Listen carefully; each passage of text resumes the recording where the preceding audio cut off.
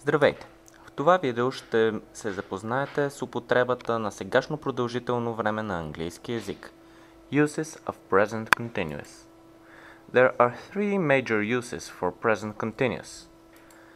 Actions right now, longer actions in progress now, actions in the near future. Действия, които са точно в сегашния момент, продължителни действия, които са в процес на извършване или действия в близкото бъдеще. Right now. Обърнете внимание на графиката, изразяваща времева линия.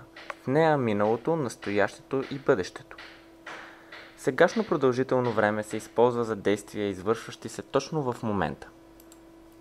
Use the present continuous to express the idea that something is happening now, at this very moment. Examples. You are learning English now. I am not standing at the moment. Are you sleeping? Забележете, че глаголът to be винаги се спряга с подлога и винаги се изразява за сега или в този момент. Това са така наречените сигнални думи, които винаги могат да ви помогнат, ако се съмнявате кое точно време трябва да използвате. Други такива сигнални думи за сегашно продължително, изразяващи точно сегашният момент са now, at the moment, look and listen. Когато имате look and listen, означава, че някой иска от вас да направите нещо точно в сегашният момент. Actions in progress. Продължителни действия, които са в процес на извършване. Забележете, че тези действия започват някъде в миналото и ще свършат някога в бъдещето, като преминават през настоящето.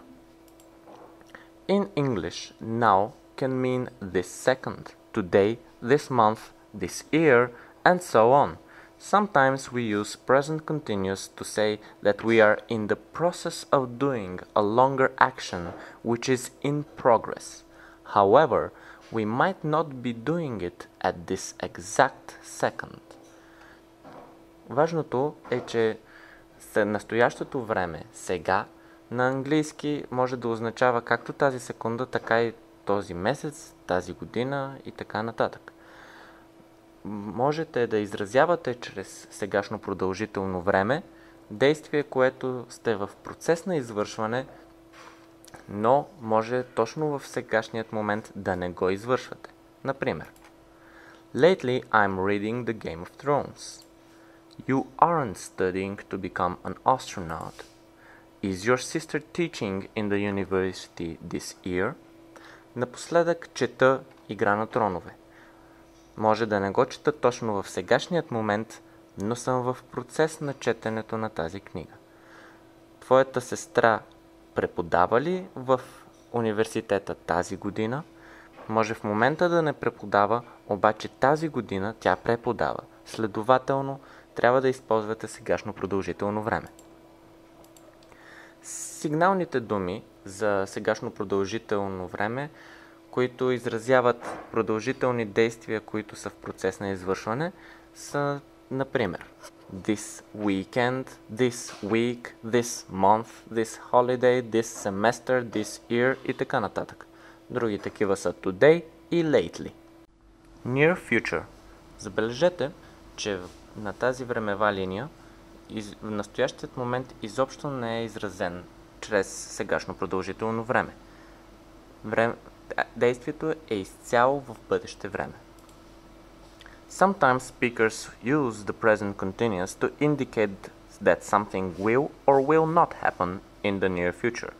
Например, I am meeting with some friends after work.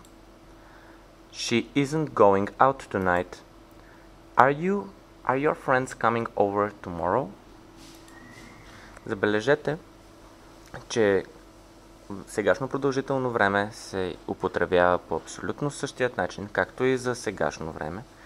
Обаче думите, които сигнализират за кога ще стане това, са различни. Те изразяват бъдеще време.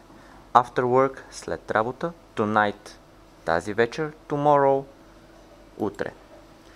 Сигналните думи за сегашно продължително за бъдещи планове изразяват някакъв момент в бъдещето, за да демонстрират, че Present Continuous се използва в даденият момент не за сегашният настоящ момент, а за някога в бъдещето. Например, tomorrow, this afternoon, this evening, this week и така нататък. At 7 o'clock, ако това е в бъдещето, in an hour. Благодаря ви за вниманието. Препоръчвам ви да изгледате и другите две видеа, които представляват упражнения в сегашно продължително време. До скоро!